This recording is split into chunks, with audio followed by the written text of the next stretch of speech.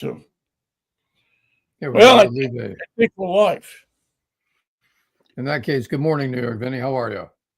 All right, Michael Knight, how are you out there in beautiful Pasadena? Oh, I had a heart attack this morning on my email. Well, how did that happen? I got a message from after saying they were cutting me off from my pension, that I had not responded to the compliance, saying this is my address, this is how long I've been in the union, this is who I am, this is where I live, this is where my checks come. They said I never returned it, so they cut me off, and now I have to send it in. But my question is, how do I do a live signature and email it back to them? Well, there's a couple of ways you can do it. You can do it on, you can just fax it on your computer. There's just a pro, or on your phone is an app that you can do a fax on. It might be right there on your. I don't know what kind of computer. What kind of computer do you have? Apple Air. Yeah, you should be able to just do it on your computer. If not, you can always go to Kinko's.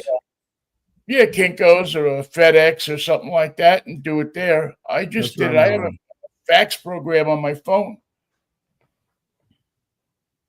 and I think it's I don't know, $1 a fax or something like that. And but how do you sign it? How do you sign it and then fax it? Sign it on your phone. You can. There's a thing on your phone, on your computer, where you can enter your signature. Yeah, but they won't accept electronic signatures. I think that's how I did mine. I mean, I don't remember, it was a while ago, but I think if you funny how I never got that email from them. Yeah, I forget exactly how it works. You gotta call a guy at the union and talk to him, but they have an allowance for the electronic signatures. They know how it's. I mean, they do 100 of these a month. So I'm thinking, I was going to say thousands, but I don't think the union has that many members in it. Oh, sure, they have thousands. SAG-AFTRA, sure. Well, I was going to say thousands a month. I don't think they do thousands a month, but maybe, who knows? But I thought after they weren't helpful for a while, the people at the union wound up being very helpful. Yeah, I had a good person this morning. She sent me the email. That's all I need. Fill it out and send it right back. Yeah, so it wasn't a matter of them not wanting to help or anything. They seemed to be, like I said, very helpful when it came to that stuff. It was just SAG-AFTRA was very helpful. Yeah, getting them, the initial getting them off the the sleepy part of it. And then I remembered that you're dealing with a union. And an onion. They see things on a different time and space continuum than we do. That's a fact. Even though we are union members, we are in essence independent business people for the most part. And so it's not the same deal as if you just belong to the International Brotherhood of Soft Drink Workers. And you're a member. Were you a member of that union? I remember 262. Teamsters Local 262, United Soft Drink Workers Union, United Soft Drink Workers Teamsters Local 292. Does that cover Dr. Pepper and Fanta? At the time, it did. Yes. At the time, all the soda truck drivers were covered by that union. They've since not. They're not anymore. I think because they all became the company in a way to get around the unions and to lower their costs, made all of their drivers distributors, set them up in their own businesses. You're not a driver, you're a distributor. So as a distributor, they gave you the truck and said, here's a truck, here's some bottles, we'll fill them with some soda, and you go out there and you try to sell these bottles, these cases, to the delis and everything, that will then contribute, which will then, but for some reason in the deal, they kept the union. So you wound up being an independent businessman, much like we are in AFTRA, an independent businessman, but also a member of a union. It's a very unique proposition in our business society. You got a bargain and you got a collective. Well, yeah, you also, I mean, what you had to do though is you had to have an interesting relationship with the company. It wasn't just it's got to be interesting. Show up for the union meetings. I mean, it was a lot of different stuff going on, because you had to protect your union rights, but you also had to protect your rights as a businessman. And there were a lot of times where those rights or those responsibilities conflicted.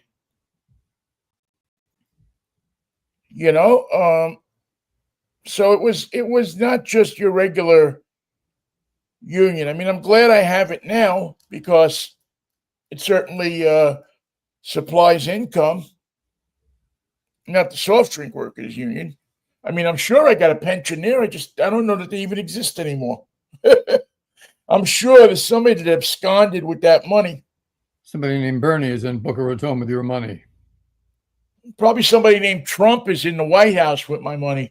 But that's another story for another day. You told me not to pay any more attention to Donald Trump, and it was a tough weekend to ignore him. Everything was so big and beautiful. It was a very hard weekend, man. This was not an easy weekend for anybody, and no matter what you're doing. This was not an easy weekend. One of the things that we expect when we do certain things is for a certain reaction to happen. You do something and it's supposed to be a reaction that comes down. You go to a corner, you pull a fire alarm box. Now this is me talking New York here. You go to the corner, you pull down an alarm, a fire alarm, and the firemen show up, and you expect that everything's going to be okay. Or you could be shot, one of the two. Yeah, you can expect that, things will be under control, and the firemen are going to respond to the fire, and they're going to put it out, take care of business. Is this a Coeur d'Alene problem where everything was just too white? The gunner was white, the firemen were white, the fire was white, the cops that showed up were white, everybody was white. No, nobody wants to admit what the problem is, Michael. There's too many fucking guns in this country. That's the problem, is anybody can get a gun. Any sick bastard can walk into a... Did this guy have a manifesto about firemen that he wanted to share with the world? I don't know. I haven't seen his manifesto. I know they caught him last night around 8 o'clock. I think he might have been dead when they caught him. Yeah, they caught him dead. Caught him dead-handed. Which helps with the catching. And the cleanup. Just hose them down, take them away. I don't know, man. Sometimes the cleanup can be a little tough. I mean, sometimes, you got to get the DNA and the right things. But, and listen, this isn't something that just started with these people in Idaho. What's odd about the thing in Idaho is that people aren't, people aren't acknowledging that this is something that's been going on in LA and in the Bronx and in places for years. Firemen have been showing up to fires and getting shot and assaulted and all different kind of stuff, but we don't expect that to happen in Idaho. I thought there was white person self-control. Now, you people are all very white. You got to have self-control. You must have self-control. Look at us, Vinnie. Look at the control that we're exhibiting. You're fully in control. Look at me. Talk about a guy in control. That's me. Yeah, I don't know about that, Michael. I think we might have lost control several years ago. But it's another thing that when you look at it, you say, my God, is the whole place just falling apart? Is it all just disappearing on us? Well, it's big and it's beautiful, Vinny. That's what I want you to take to your grave with you. Last thing I saw was big and beautiful, and it ran me right down. What's big and beautiful, Michael? The bill, the future of our nation, the future of our coverage, the future of our health, the future of our ability to look forward to tomorrow and be positive, be optimistic. All those things are shot. Well, I don't know what big and beautiful thing that people that is making people optimistic. I didn't hear anybody that was optimistic about the about this big and beautiful bill that they're talking about. Not from the left, not from the right, not from the center, not from the upsy, not from the downski. What's going to happen, though? Because over the weekend they said, well, it's going to pass. It's going to take days. It could be the 4th. It could be the 14th. It could be the 20th. But it's going to pass because he's got the votes, and there's nothing the Democrats can do to stop him. And then today they're saying, oh, anything could happen. Well, there's a phenomenon that's happening that I saw over the weekend that I question. Well, I didn't question it, but I looked at it and I said, this is interesting. I thought this was very interesting. And that was, I forget which two now are the ones that announced it, but yeah, I'll vote for the bill, but then I'm going to leave Congress. The guy from South Carolina, Tillis. Yeah. I'm gonna participate in this.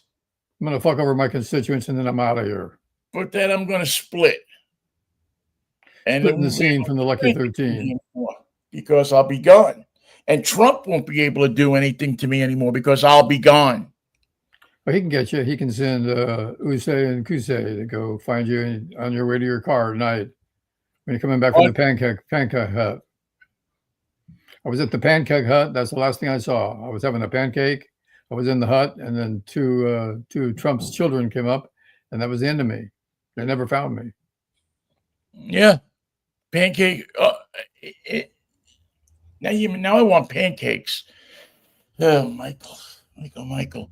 So and of course, I who have nothing. I am nowhere. I who have nothing. Yeah, there you go. Must watch you standing by. I said to myself, well, with all of this stuff going on in the world and people shooting firefighters and everything, the best thing for me to do is probably just turn on a baseball game. Well, it's not always the comforting pastime that it once was. And that will take care of anything. And what I feel. Whatever I feel like at the moment, don't worry about it because you're going to feel okay in a few minutes. That did not work. What's that? What game did you decide to watch? Well, I watched all three of the New York Mets playing the Pittsburgh Pirates. Oh, dear. And I can unequivocally tell you, without a doubt, without even skipping a beat, yes, that it sucked. Giants did the same thing. You were a Mets fan, you were sorely disappointed. I know the feeling, Vinny. I'm so sorry. There was, one thing to get beat up by the Pirates, which is one of the worst teams in baseball. But even worse to get beat up and score, I think, a total of 2 runs. I forget. 2 runs for 3 games. 3 games. Shutout. Embarrassed. It was not swept by the Pirates. I mean, the only thing that you can say was good about that game is that it was in walking distance of some good steakhouses and a couple of really good Italian restaurants. Oh, that's nice. But I mean, to go in and get beat up like that after getting beat up by the Braves, another team of substandard accomplishment this year. Well, the Giants lost 3 to Miami, and they too scored some games. They decided to score no runs just to see, just out of curiosity, mind you, just to check the way the game is played. If we score no runs and they score 1 run, what's the score? 1-0. Is that enough to lose? Yes, that's enough to lose. Are you sure? Are you positive? Well, let's try it and see. It's 1-0. It's 1-0. The game's over. Yeah, we lost. It was. I'll be damned. Now, what came apart with the Giants? They don't hit the ball.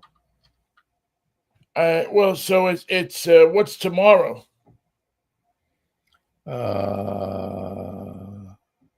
Tampa Bay. But I mean, what month is it? Well, it'll be July. It's coming soon. We don't have any. We have a June swoon, but we have nothing that rhymes with July. The July fly. Yeah, that's what you got to hope for is the July fly, because the June swoon obviously has proven itself for the Giants once again. Every year, every damn year. Do the Mets have a June swoon?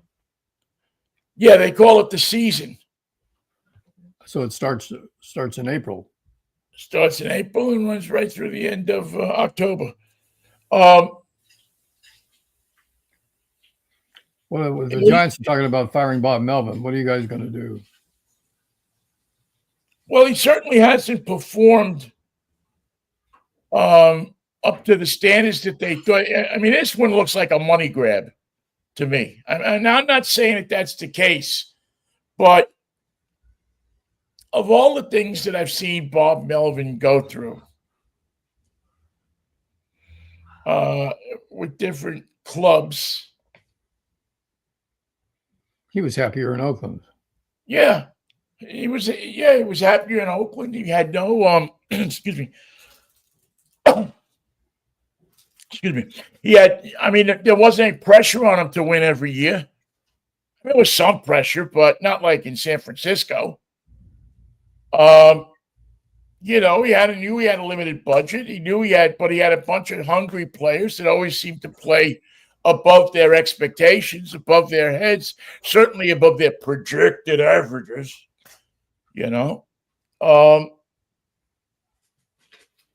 They always seem to accomplish something every year, if not winning a championship, at the very least showing that Bob Melvin was a good manager. Right? Yeah. Who would you find right now to tell you that Bob Melvin will pull his club, and his Giants club is what I'm talking about, this Giants club, off of and out of the malaise that they've found themselves into? Well, Buster Posey would be the only voice I'm willing to listen to right now. Yeah. The Mets, there was a little trouble brewing a couple of weeks ago, and I didn't pay a lot of attention to it, to be honest with you, because it looks like it was just shit bubbling on the internet.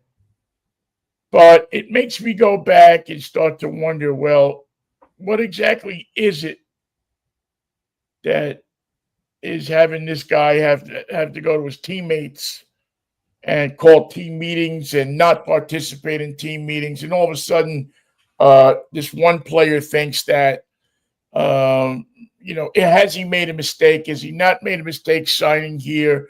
Why can't he get out of his slump? Why can't this? It's not the Yankees. It's not this. It's not that. And we've let so much swirl around Juan Soto that we're wondering about the rest of the club. Who wonder why no one loves them. Francisco Lindor is an all-star player, is a great player, a generational type of player. And he's scratching his head. Why aren't why aren't and listen, things are no better across town either. The Yankees all of a sudden are wondering what's going off. What's going on, I should say. What's coming off? Why is this? Why are we all of a sudden not winning games when we're facing teams that we should be beat with one hand tied behind our back? What's the problem with the Mets? Just disunity? You can't hit with runners in scoring position. There's problems on the field. It seems like you have one guy who seems to be discontent about things, who looks like he's not having fun out there. And he's let that bleed into not just what's going on the field, but off the field. And again, I always say this stuff with a word of caution. I'm not as close to the club as you want to be. So you're depending on other people and internet and so on and so forth to give you your look at the club, which can be, as we both know, because we've both read people who have skewed their look at the club because of how they feel about people on the club. It can be very misleading.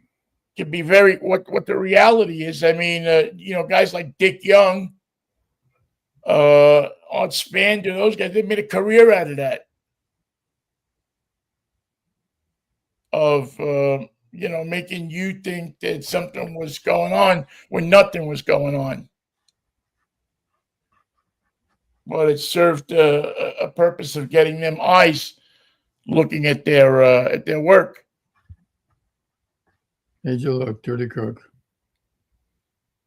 What? Made you look, dirty crook. Yeah. So, I mean, then again, it could just be that it's July. Yeah. And we're almost halfway through a long, hard season.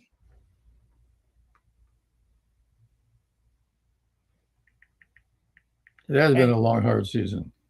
It has been a long, hard season. It really has been. It's hard. It's tough to say that about somebody making $760 million a year with a contract, whatever it is.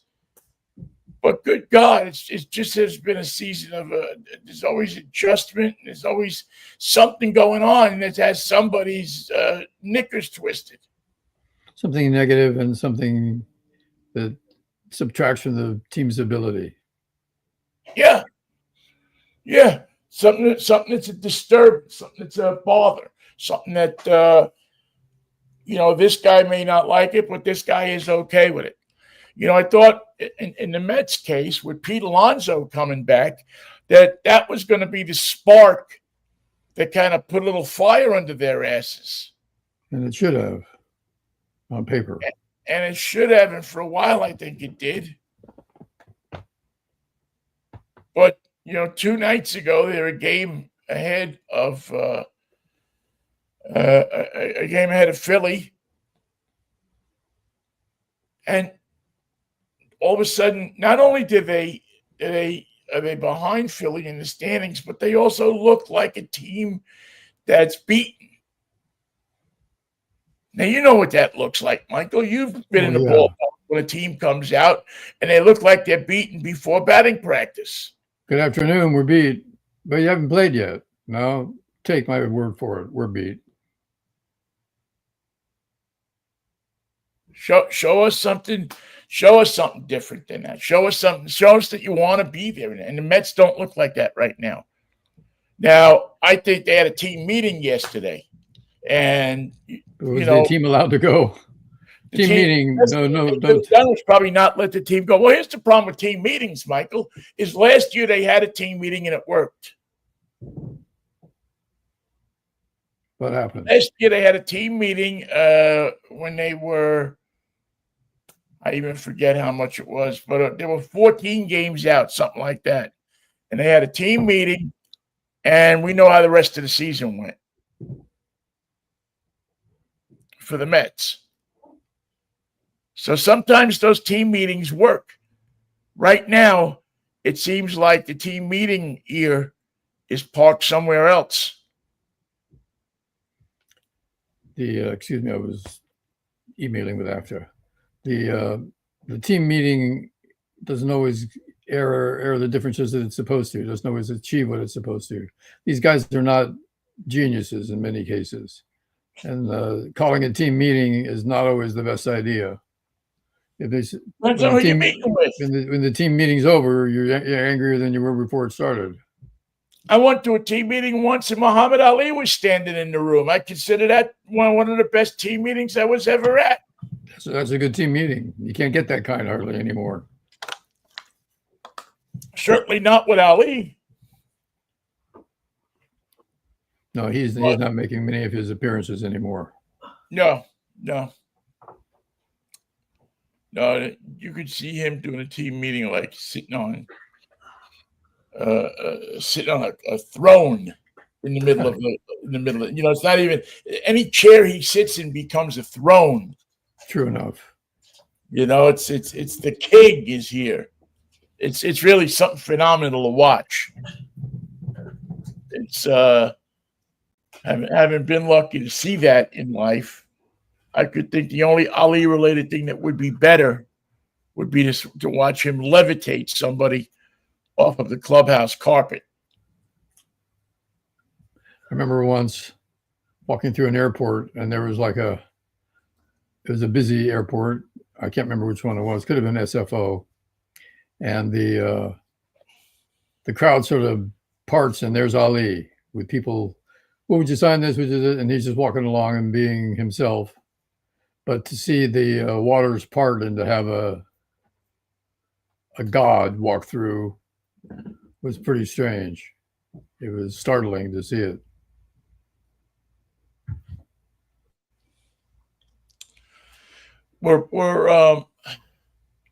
Yes, that was the thing about Ali is he was startled.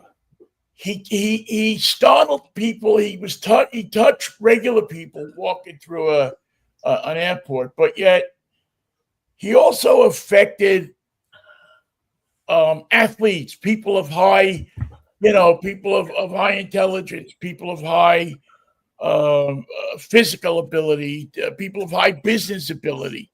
He touched. I mean, it was so universal.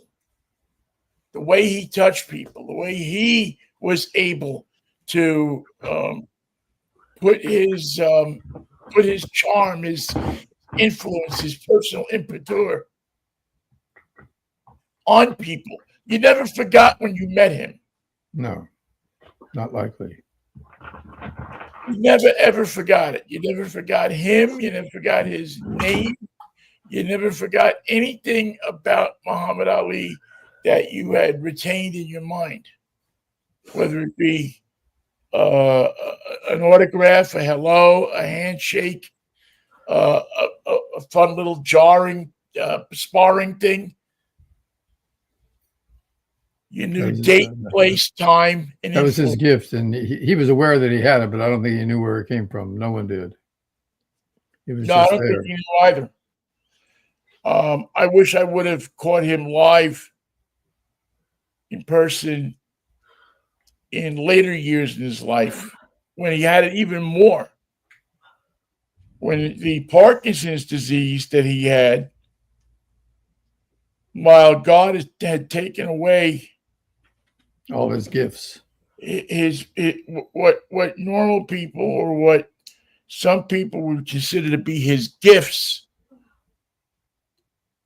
it gave him something else. It gave people a chance to look at him not as an athlete, but as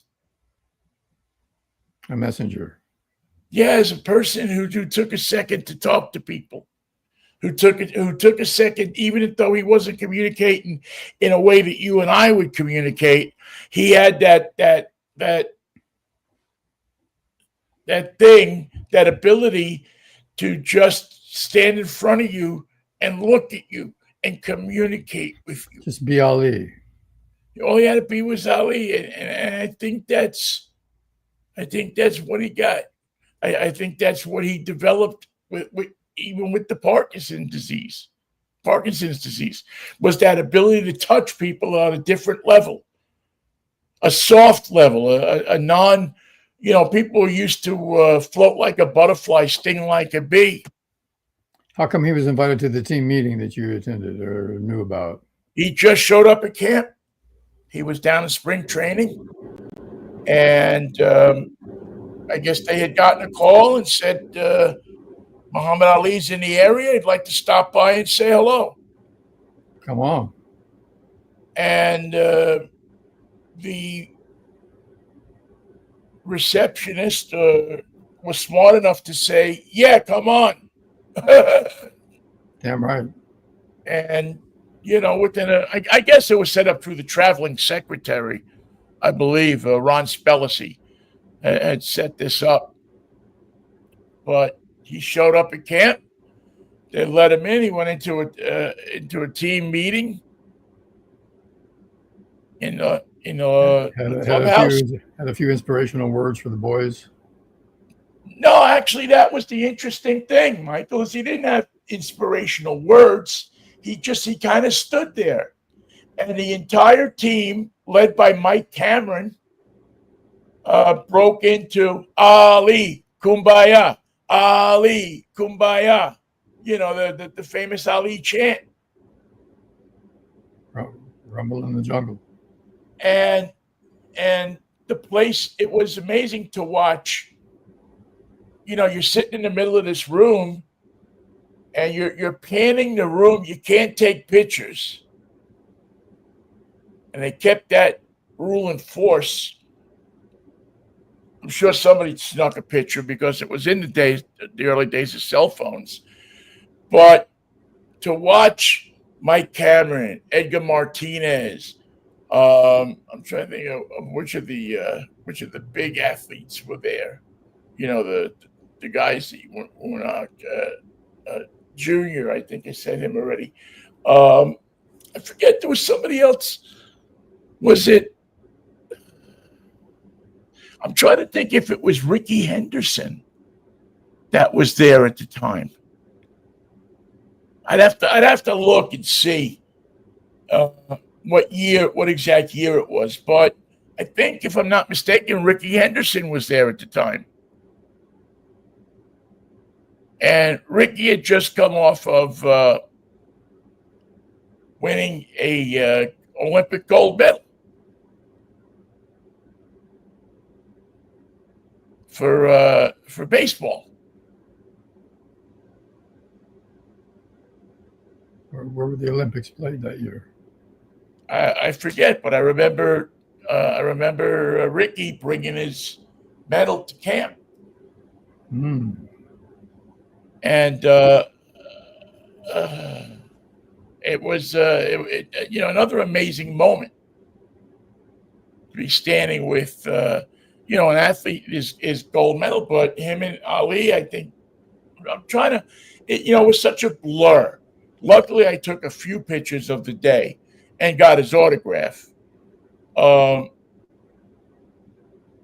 it was this really, and he had such an inspiration on people, Michael. Like, this is what I'm trying to say.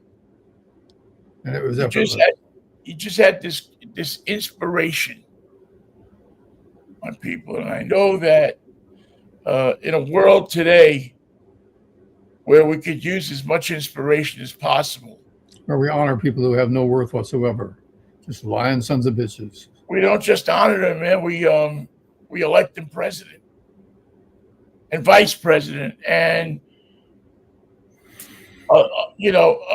other offices. It's not a Republican or a Democrat thing. It's throughout the whole system. It doesn't seem that anybody wants to tell you the truth anymore. I think you might have a tough argument on your hand if your argument is it's not a Republican thing. Yeah, well, it is. It's a Republican. It's Democrat. It's just the sense of lying in this country. It's this thing that we've come up with where it's okay to lie, it's okay to cheat, it's okay to steal. Yes, in fact, it's encouraged. It's not just okay, it's encouraged. That's the first stop. Is did you lie Right. yet? Yeah. Well, lie now and then lie some more. And when you leave here, last thing you do before you leave, before you go out the door, lie again. That's how you do it. Stick to your lies, double down on your lies, and then lie about it. And you'll be encouraged to lie. And If you lie again for another day. you're a businessman and you're not going to be there on Tuesday to put the gutters up, just tell them you'll be there, and then call them and tell them your car broke down. Tell them you did put them up. Somebody took them down. Yeah, tell them somebody stole them. Come up with some kind of excuse. Come up with something. If you're going to be late for work, don't tell them the truth that you left the house late because you were watching something on TV. Lie. Tell them that you got a flat tire, or you did this or you did that, And your wife or was your kidnapped. kid was sick. Yeah. That's it. That's how we do it. Just do it like that. It'll be okay. And you can just keep going up, go up the levels. Whoever Now, wants things to talk about it. happen. Yeah. People get jams. Pretty, at this point in time, it's, we live in such a complicated world that, yeah, if a computer chip doesn't work, you may not be able to get in and out of your house You lose your pension. or your car. But anyway, so the original place we started this show this morning was talking about these firefighters, wasn't it? Firefighters and the big beautiful bill. What a alpha and omega. We're so advanced. We've got a bill that no one has read. We don't know what's in it, and it's going to destroy everything that we hold dear in this country. Plus, if you have a fire, don't call the fire department because when they show up, someone's going to shoot them. Yeah. Some white guy.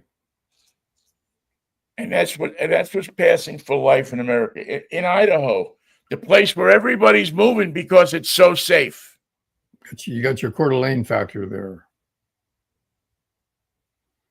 All the coaches. This is the blood of the ivermectin, isn't it? The Coeur d'Alene, is that what it means? I think so. Heart-stopping ivermectin pills for everybody. Yeah, take these. You'll be okay. Even though I've got no no proof, no research, no nothing. Go ahead, Why? Why let You'll a be doctor tell okay. you what to do? Why should a scientist know what's right and what's wrong? Fuck those people. Because they believe in ivermectin. I don't know.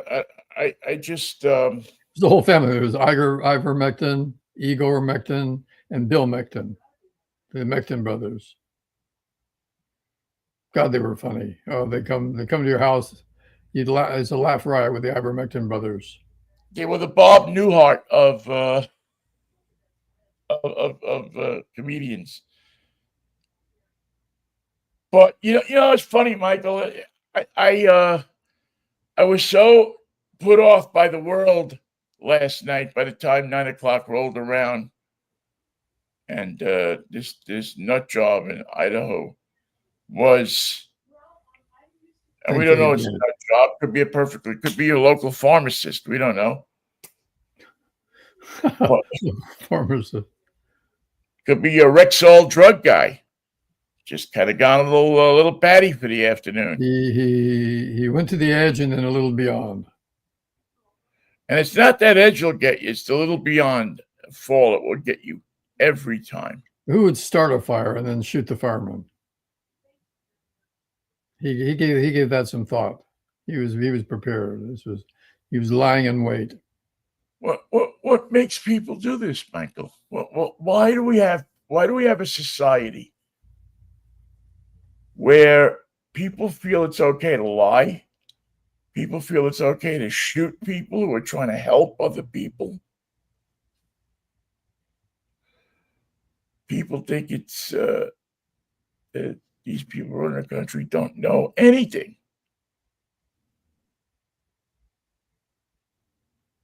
It's just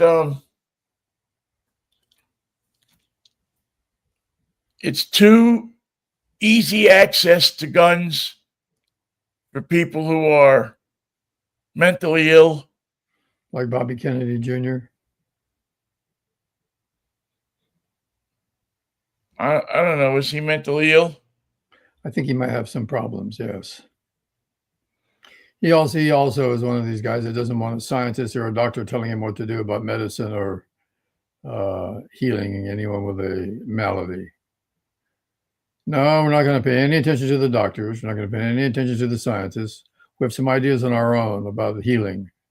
Yes, they all seem to have something to do with ivermectin. Okay, I'll give you that. But it's a wonder drug. It cures everything. Did he mention, because you've been talking about ivermectin now for a couple of shows? So did I miss something? Did somebody? I just like to say it. Oh, okay. I thought maybe like all of a sudden they put it on the FDA's drug approved list or something. I'm sure they do. I was nervous for a second. That's the standard. If you wake up a little late, you're 30 minutes late to work, take ivermectin, you'll be there on time. Okay, because I don't want to make sure I missed something or did, But that's the insanity of the moment. Is Idaho. You can't get it. You can't stop a reporter on the street here because they've all headed off in their news vans to Coeur d'Alene. The truck stop in there's a new truck stop that they built in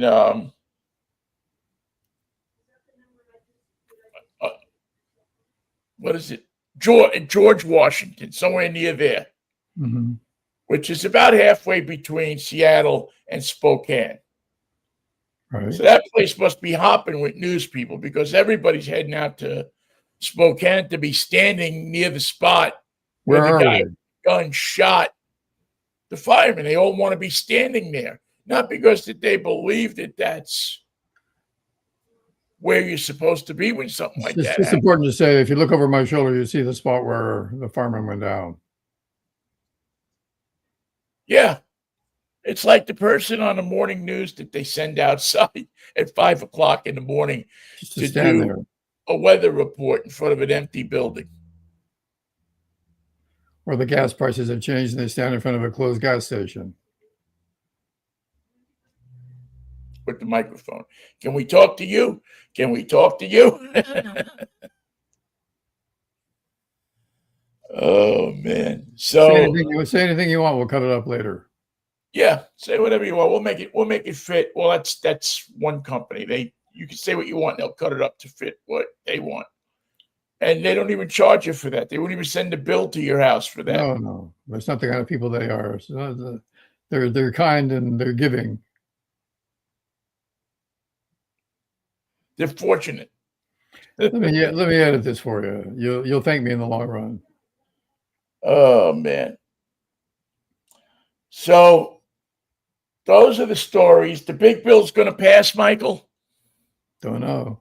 I was told that anything could happen, which means it'll pass. Yeah, who told you that? Who told you anything could happen? MSNBC or CNN, one of the two. Yes. CNN's fine reporting yesterday. Boy, that's a network that's kind of gone downhill, huh? Well, they got that one Trump guy who's in every lineup that they do. And he just lies his fucking ass off, and it's so annoying I have to turn him off. Oh, yeah. What the heck is his name? It's bugging me now that I can't. Hampton Starfighter, whatever his name is. I can't. He looks like he's just like a Republican shill. Well, he is a Republican shill. What the hell is his name? Anyway, Monty Rock the Third. I know. Yeah, I know he's like from Indiana. That much I remember about him. Is he's from Indiana, and Trump could kill somebody, and he'd be out there defending him. He's the number one. Person should have died long ago. He didn't die. Donald Trump took care of it. He did us all a favor. I think we can all agree he should have been dead years ago. Now he is. What are you going to do? Well, I don't know. And it's strange because I used to think that guy actually had something to say. Man, I'm gonna have to Google because it's killing me. Yeah, it's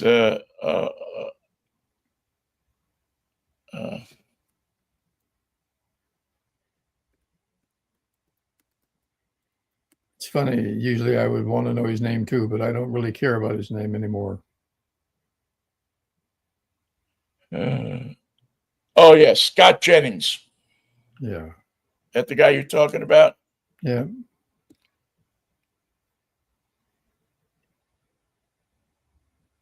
Is that his real name? Sounds like an Scott Jennings, name. on October 26th, the political strategist, commentator, and writer. I think he was with Bush. He can write. That's impressive.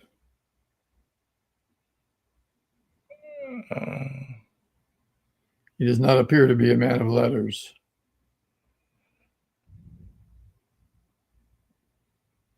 Wait. His wife's name is Autumn Stiff Jennings. That's very sad. I'm sorry to hear that. Adam Stiff Jennings? No, Autumn Stiff Jennings. I like mine better. How do you get a...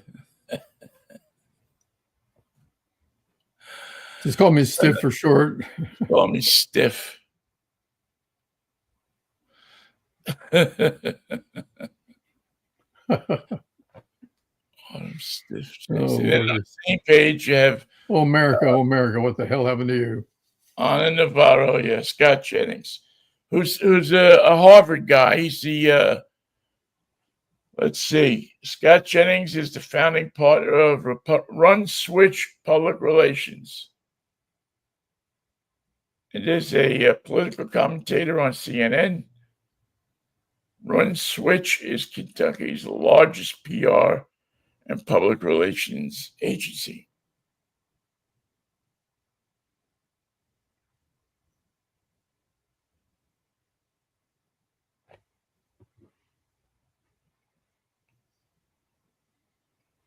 Nope. But he is a hack, man, big time hack. Well, that hack and the people who work with him or hire him and ask him what he thinks at CNN told me that anything could happen. But that only tells me that if anything could happen, nothing will happen, and that means the bill passes.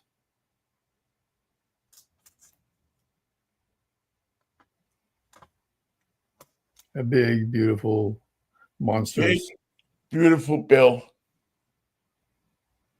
It got Elon Musk out of his reverie, and he's hacking the bill to pieces with his own commentary. Well, he was... I'm sorry, I call him... you talk about a guy that's supposed to be smart, and I guess in some respects he's smart, but really smart people don't make those mistakes. Really smart people don't do the things that Leon does. That Leon does. Whether they're good or they're bad, you don't kill your own brand like that. He would love to stop us from calling him Leon. And if he ever finds out where we are, I think we're dead men. So let's just say Leon one more time. Maybe for the last time. 1, Leon Musk. 2, 3. Leon. Come and get me, copper. That the kid who there was one of my favorite characters on television was the kid that used to walk around with the peanut butter and jelly sandwich on the Andy Griffith Show. It was the first season, maybe 2, maybe 3 seasons of Andy Griffith. And I remember that my mother used to let us stay up to watch the Andy Griffith Show when we were kids. because we didn't have to stay up that late. But it was, it was a TV watch because it was like Andy Griffith and Lucy were like on the same night. And it was both shows that my mother loved. And that kid who used to walk around, who was Clint Howard, Ron Howard's brother, Really? who played Opie on the show, used to run around and offer people that sandwich. And it would have jelly all over his mouth and everything. But the kid would always offer whoever came into the view of camera, into the shot, the jelly sandwich. You want some? No, Leon. His name was Leon? Couldn't give him. But it always makes me think of Leon Musk. And I just always looked at, I always, for some reason, here's this kid with this embarrassment of riches in this sandwich, but yet he can't give it away to anybody. It's just not that appetizing. It's not that, it's you may be hungry, but it just doesn't look that appetizing to you. Not what I'm interested in. Thank you. Because it's out of the hands of Leon. Yeah. You. No, sorry, thank you, but I'll stay away from your sandwich. What a sandwich! What a day! What a life! So we couldn't watch. What a maroon! What a maroon! So you can't. And let's face it, the whole President Trump thing isn't as much fun without Musk around.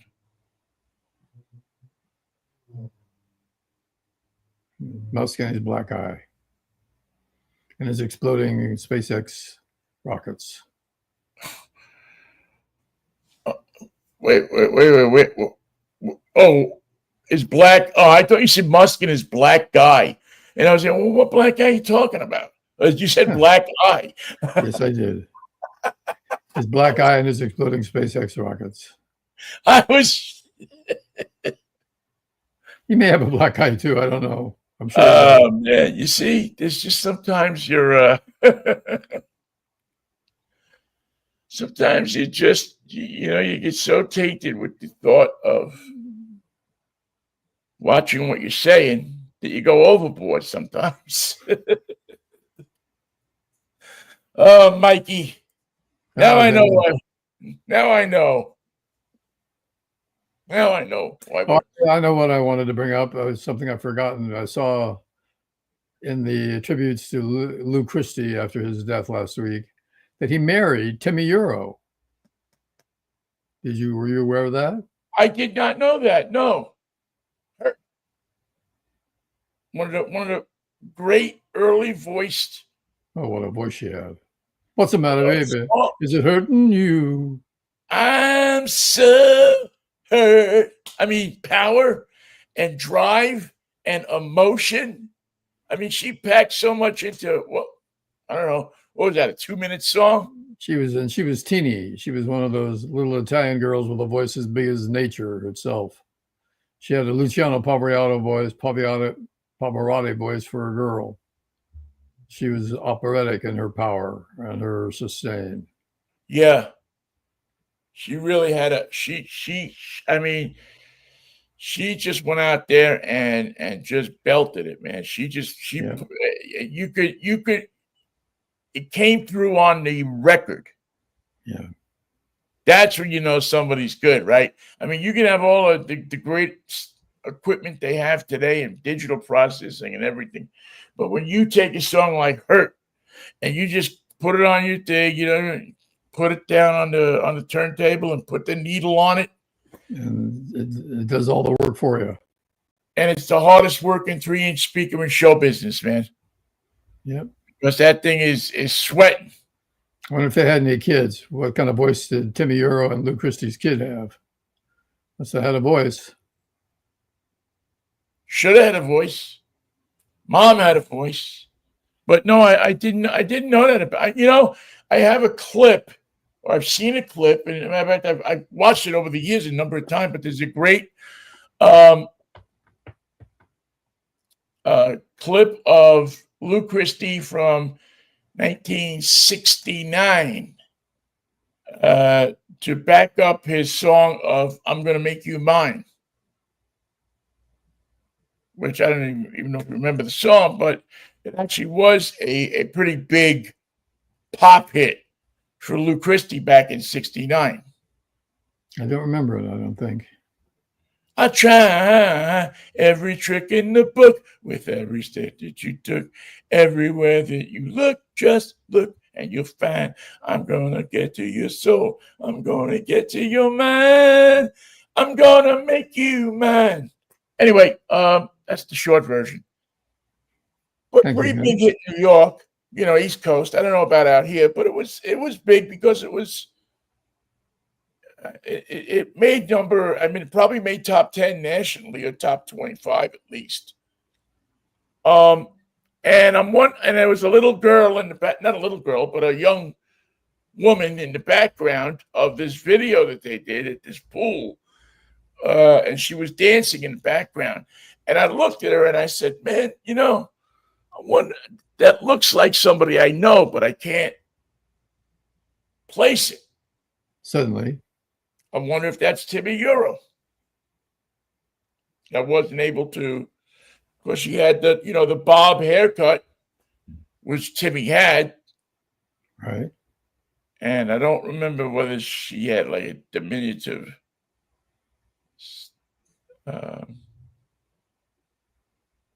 stance. Yeah, it was just a way that I always thought maybe there was like a, like at Motown, they had the finishing school for the acts. Oh, yes. I wonder if there was like an equivalent with Phil Spector's people or the New York crowd that would take them to a studio and work on their presentation, and I wondered if Timmy Euro had gone to this school because she had that same stance, as you said, that same look as many of the stars of that younger era. But it was, I don't even know what the show was actually that was taped for, but it definitely wasn't a knockoff or anything like that. But yeah, Lou Christie. I don't know. Did we did talk about him? Did we last week? We did quite a bit. Yes. Yeah, there were so many people who were him and Bobby Sherman. There was a ton of people passed away last week. But I think, Michael, that we're going to be hearing more about people that we know passed away because we're at that age. They got no place to go but out. Well, I would say that live your life as good as everybody else. Don't lie to people if you can help it. Oh, really? I thought the trend was going the other way on that. Maybe wouldn't it be nice if we could reverse that trend somehow? Wouldn't it be? We'd all be better for it. Yeah, wouldn't it be a great trick if you could say something to somebody like, I won't be there on Tuesday morning. I have to put it off till Thursday. I don't have the time. Please don't be hurt. Please don't be apoplectic about it. Please don't be not feeling good about it. I can't be there. So I'll be there Thursday. How do you think people would take to that, though? After enjoying being lied to for so long, I think the truth, even when it's difficult to hear, would not be welcome. Well, we're in radio, Michael. We've been lied to basically since the first day of work. Yep. We're not going to make any changes. That's the first lie they tell you. Yeah, we're not making any changes. Your job is safe. Don't worry about it. Don't sign a contract. The new owners will be better to you. Oh, they're wonderful people. You'll see. You'll see. You'll see. I didn't tell you I was getting paid a bonus for everybody who doesn't leave the station. No, we've worked through some interesting stuff, Michael. We're lucky. We're lucky that we're still here. I remember at KRQR, I invented a program director named Buck Savage, and I would write memos from him and put them up in the Jock Lounge. Buck Savage. Where do these guys get their names from? I gave the one to Buck. He didn't have a name. His name was Vinnie McTavish. I said, no, that's not going to work. Buck Savage. Well, yeah, Rudy McTavish wasn't doing too well either. Oh, Michael, we should write a book. Or at least a pamphlet. Something that will keep the people listening as they do every Monday, Wednesday, and Friday. I want to make sure I got this right because I'm instituting a no lying policy. Ooh. Because we can't be sitting here saying don't lie and lie to people, right? We could. I personally just want to be somebody who's going to be remembered for telling the truth. I want to be remembered for bringing Spolpakia's problems to the attention of the world. We haven't done a Spolpakia show in a while. Well, tune in on Wednesday. We'll do one on frontage roads in Spolpakia. Fondue drugs, did you say? Frontage roads. Oh, no, because I think fondue drugs are a thing in Spolpakia. Fondue drugs, they're all the rage. People drop their drug and then it's gone into the fondue dish. Well, it's an emerging trend. And I think that if we were smart, which nobody's ever really accused us of, but if we were smart, we would be covering this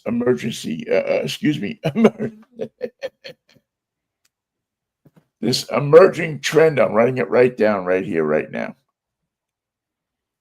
You know what I bought yesterday? Because I'm a little off the track here. Hang on a second.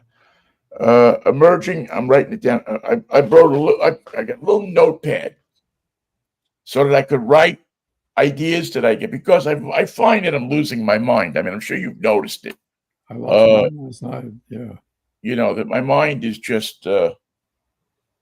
If it's still here in a year, it'll be lucky. But I'm writing down emerging trends in Spolpakia. The new modern frontage road.